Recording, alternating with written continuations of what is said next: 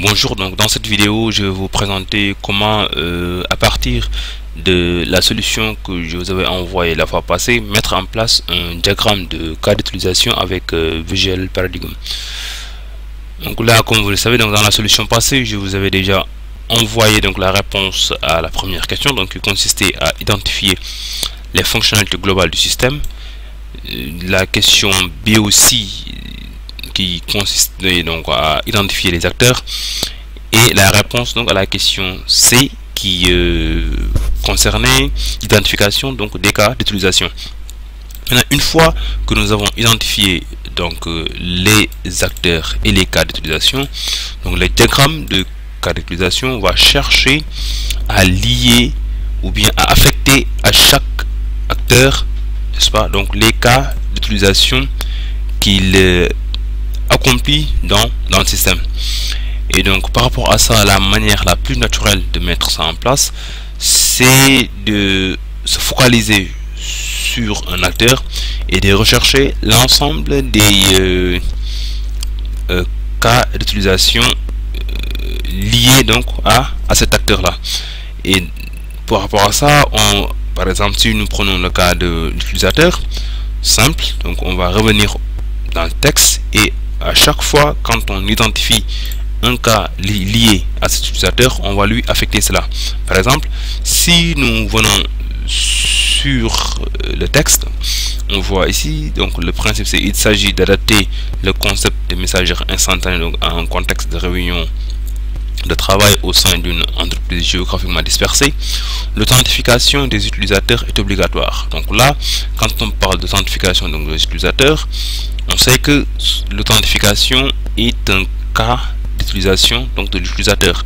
Donc simple, si vous vous rappelez, on avait dit que un cas d'utilisation, ça correspond donc à ce qu'on peut faire avec le système.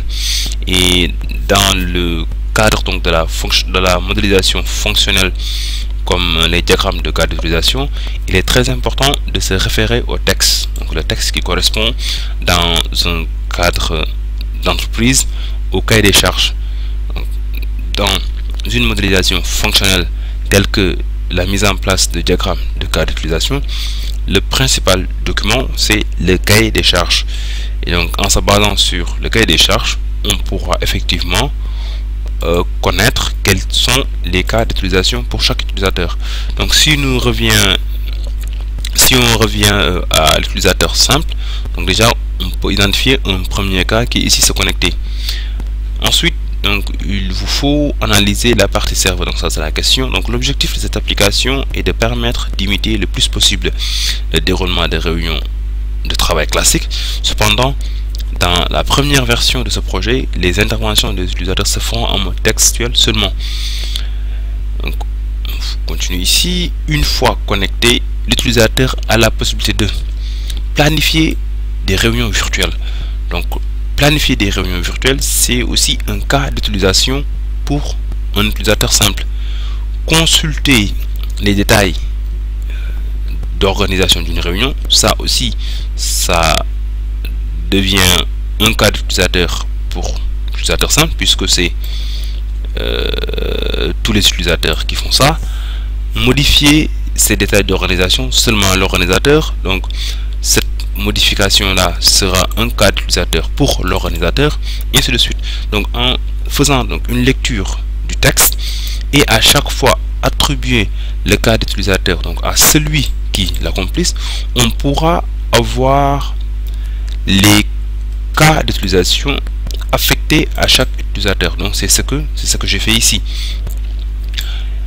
Donc après cette étape d'identification effectivement donc des cas d'utilisation et des acteurs donc qui font ces cas là, on pourra passer directement à Visual Paradigm pour mettre en place ces diagrammes de classe. Donc c'est ça qui sera montré dans la prochaine vidéo.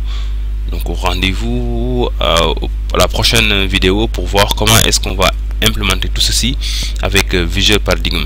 Donc au revoir.